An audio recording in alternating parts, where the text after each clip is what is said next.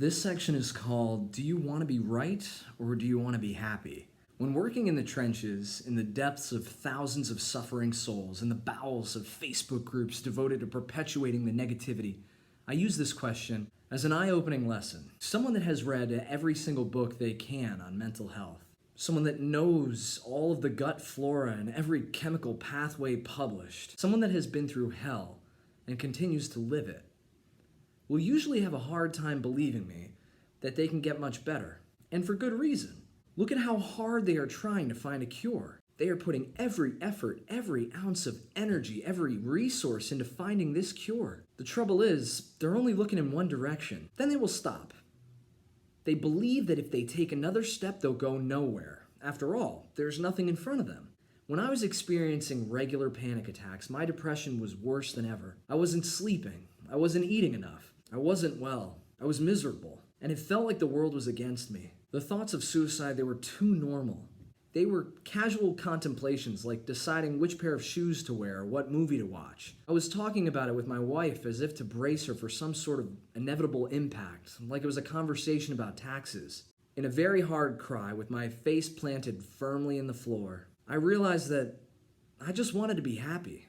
I had always been right about everything. My childhood, work, and personal relationships. Anytime there was a fight, I was right. But I was never happy. I wanted to lobotomize myself. I wanted to smash my head into the wall. I wanted to forget how to be clever.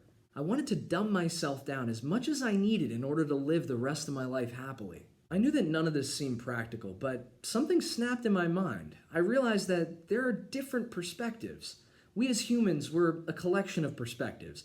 If you think about doctors, we have specialists because the human body is so complex. But the mind is the most complex system in the entire universe. And it isn't just a mind, it's everything. It's everything that we do, every science, every song, every perspective that we gather from other people. They all come from this same mind structure. I noticed there's a ton of confliction in psychology, from reactionary to proactive approaches. There's psychiatry and psychology, there's neurology and hundreds of branches there. Then it's not just a brain disease we're talking about here, is it? It's a full body disease. It's the gut, it's personality, it's consciousness, and we don't even know what consciousness is scientifically. I realized that I was only thinking in a reactionary mindset, treating a problem. I didn't want to treat a problem, I wanted to create a solution. And once I acquired this mindset, the answers revealed themselves to me. And I realized that I had to be wrong about most things. I had to let go of most of what I was clinging to in order to be happy. I realized that no matter what fight or argument I got into, it always ended with me feeling poorly. I realized that if I listened to the doctors, I would feel small. If I stayed with the norm, I would run into a wall. This clinging to the past, to my traumas, to my poor experiences with work and with relationships, this tight grip on needing it to be the way that I thought that it needed to be Kale's way, this would always create suffering in my life. So the best advice I can give you is ask yourself this question often. Ask, do I want to be right or do I want to be happy? Sure, the doctor said you have major depression, but how does that make you feel? Sure, your husband is off base or being mean, but how does it make you feel to retaliate? When you fight, do you go to sleep happy?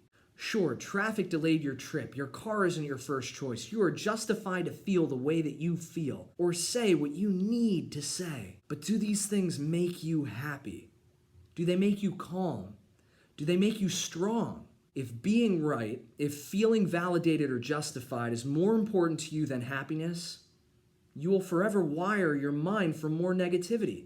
Remember, the mind only takes in information, what you think, what you expose yourself to, and the way that you feel. These things are optimizing your intention in life. So choose happiness, choose calm, choose peace, choose love over everything. And your entire experience, your life, what you view as reality, will slowly shape into something beautiful. You see, our consciousness is a pebble on a beach, and what we give attention to will define an intention for our lives. If you seek it, you will find it, even if it isn't really there. And I'm not talking about faking it until you make it. I'm talking about seeing the world from a different perspective. Look, there is plenty to be happy about here, but we don't feel happy.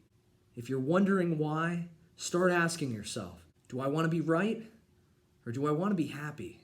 And if you're interested in learning more, just click that link below.